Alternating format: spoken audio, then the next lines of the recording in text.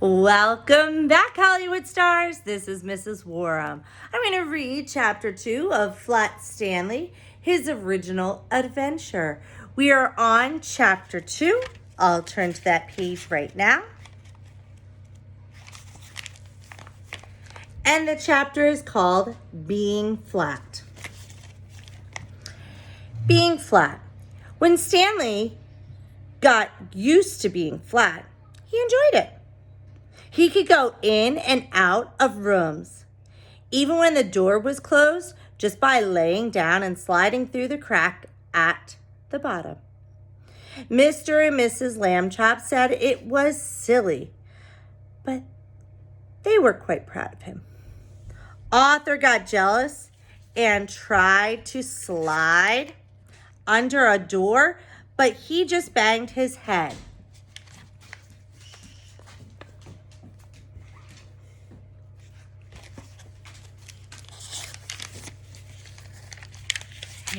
Being flat could also be helpful, Stanley found. He was taking a walk with Mrs. Lambchop one afternoon when her favorite ring fell from her finger. The ring rolled across the sidewalk and down between the bars of the grating that covered a deep, dark shaft. Mrs. Lambchop began to cry. I have an idea, Stanley said. He took the laces of his shoes and an extra pair out of his pocket and tied them all together to make one long lace. Then he tied one end of that to the back of his belt and gave the other end to his mother. Lower me, he said, and I will look for the ring. That's a pretty interesting picture. Makes me laugh, but puts things into perspective. Thank you, Stanley, Mrs. Lambchop said. She lowered him between the bars and moved him carefully up and down from side to side so that he could search the whole floor of the shaft. 2 policemen came by and stared at Mrs. Lambchop as she stood holding the long lace that ran down through the grating.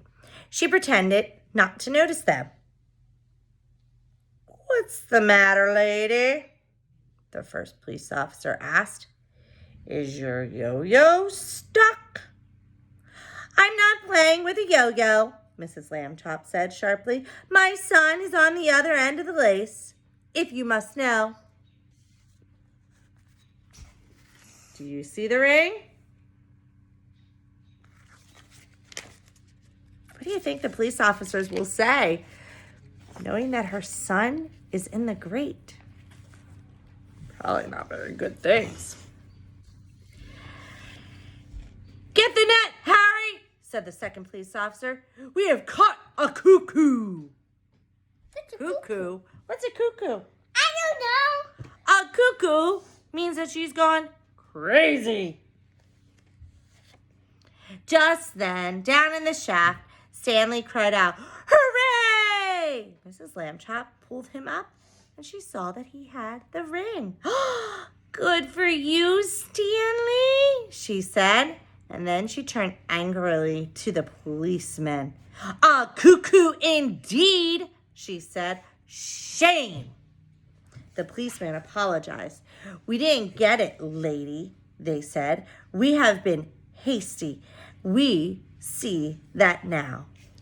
People should think twice before making rude remarks, said Mrs. Lambchop, and then not make them at all.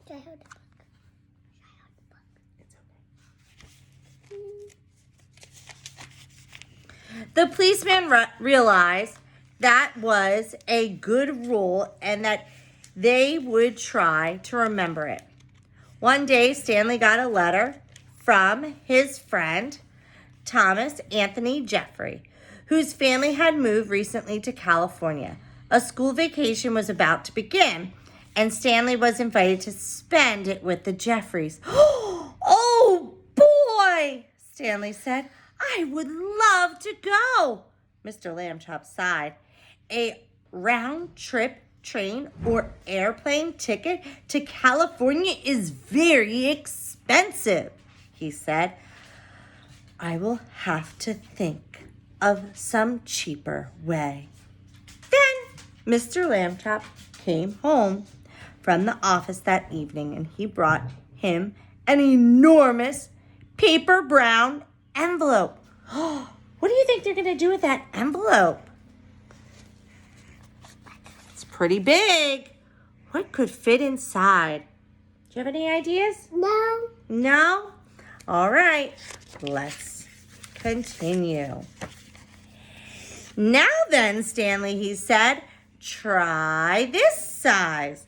The envelope fit Stanley very well.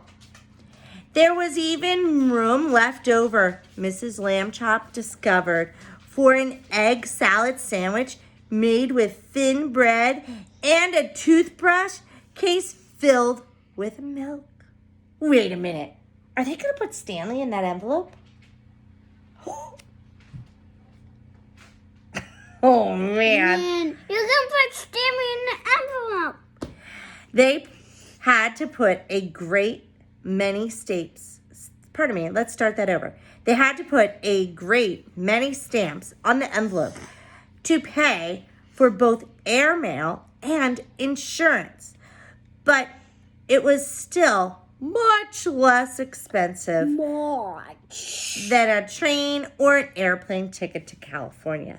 The next day, Mr. and Mrs. Lambchop slid Stanley into his envelope, along with the egg salad sandwich and the toothbrush case full of milk, and mailed him from the box on the corner.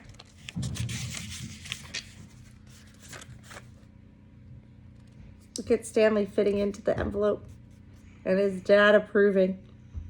Would your parents send you in an envelope? No, you're too fat to fit in. That wasn't nice, Christopher.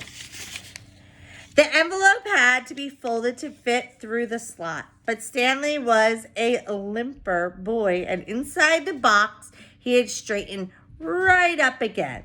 Mrs. Lambchop was nervous because Stanley had never been away from home alone before. She rapped on the box.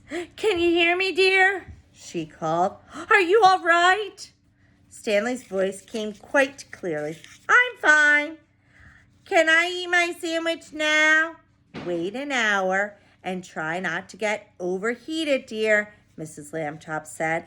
Then she and Mr. Lambchop cried out, "Goodbye, goodbye," and went home. Stanley had a fine time in California.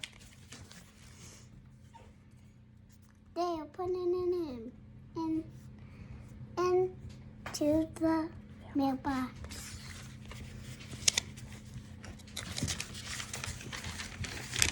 Thumbs up. No, thank you. When the visit was over, the Jeffries returned him in a beautiful white envelope they had made themselves.